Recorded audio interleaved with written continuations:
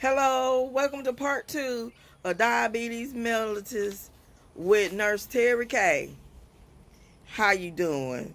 I hope everybody feels well today. So let's get into it.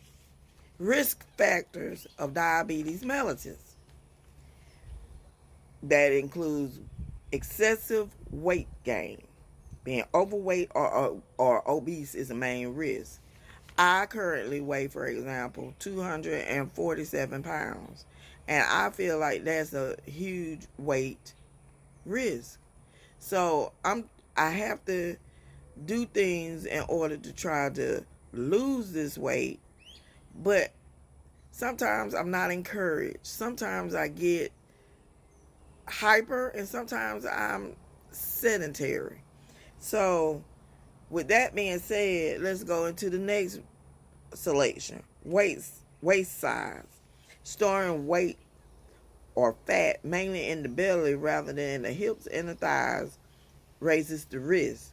The risk for type 2 diabetes is higher in people assigned male at birth whose waists measure more than 40 inches, 101.6 centimeters.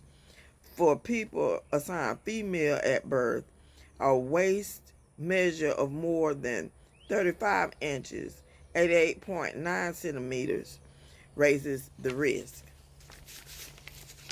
Sitting, like I said before, a sedentary lifestyle or just sitting, the less active a person is, the higher the risk. Physical activity helps maintain weight, uses up glucose as energy, and helps cells to take in insulin. Family history. Having a parent or a sibling who has type 2 diabetes raises the risk. In my family, my mother is not a diabetic and my father is not a diabetic, but it could have been genetically in my family. And because it's genetically in my family, it could have been predetermined through genetics that I could possibly be a candidate. Race and ethnicity. It's not clear why, but people of certain races and ethnicities are more likely to get type 2 diabetes than white people are. Now, races and ethnicities include black people, Hispanic people, Native American and Asian people, and Pacific Islander people. So that is something that you might want to look into as well. Blood lipid levels. A higher risk is linked with low levels of high density lipoprotein.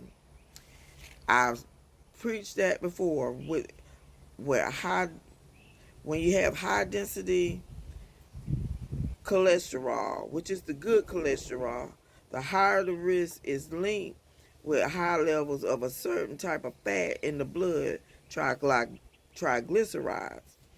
So when you have low levels of high ADLs, you're more prone to have or be diagnosed with diabetes. Okay, so age.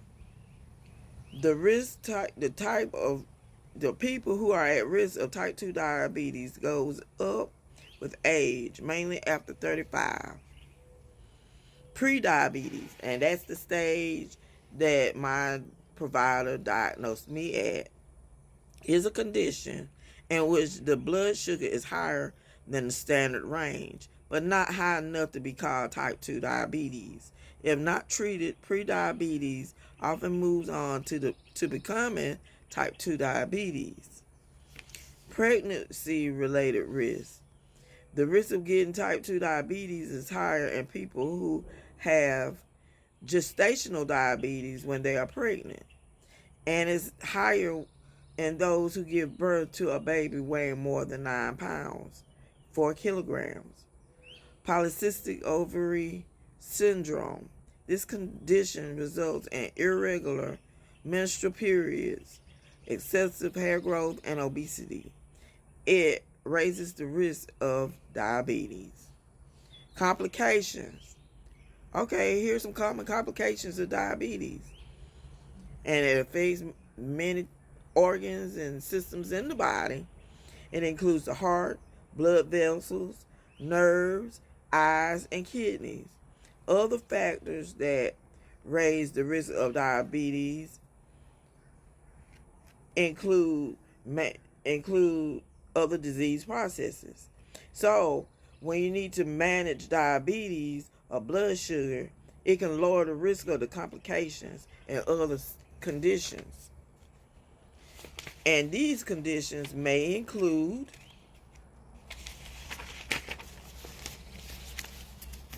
heart and blood vessels. You know, diabetes is linked to a higher risk of disease, stroke, high blood pressure. Check out one of my other videos about the high blood pressure.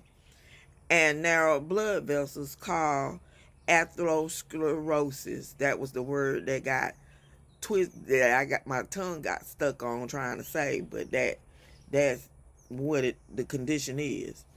Nerve damage in arms and legs. The condition is called neuropathy. High blood sugar over time can damage and destroy nerves. Neuropathy can cause tingling, numbness, burning, pain, or loss of feeling. And it often begins at the tips of the toes or fingers and slowly spreads upward. Other nerve damages, irregular heart rhythms, nerve damage in the digestive system can cause problems with nausea, vomiting, diarrhea, or constipation. Nerve damage can also cause erectile dysfunction. Kidney disease. Diabetes may lead to long-term kidney disease or end-stage kidney disease that cannot be reversed. End-stage kidney disease may need to be treated with mechanical filtering of the kidneys called dialysis or a kidney transplant. Eye damage. Diabetes increases the risk of serious eye conditions. Conditions such as cataracts and glaucoma.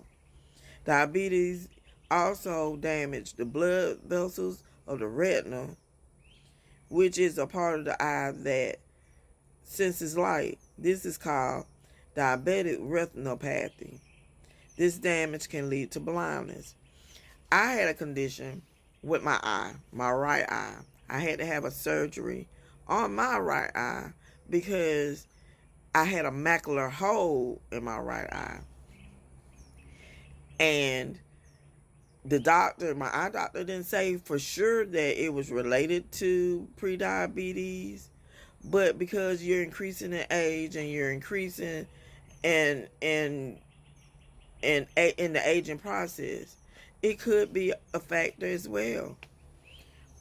Skin conditions, diabetes may increase the risk of skin problems, bacterial and fungal infections, slow healing, blisters, cuts.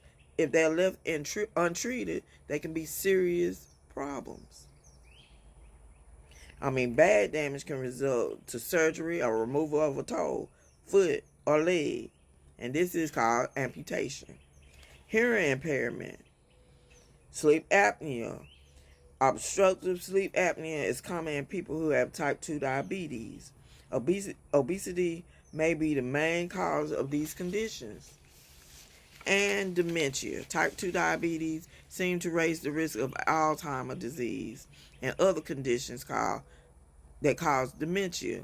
Poorly managed blood sugar is linked to a faster memory loss and other thinking skills. Well, we're about to approach the end of this video. This is video 2 with type 2 diabetes. Go with me to video 3, type 2 diabetes, and have your way in your health journey with Nurse Terry K.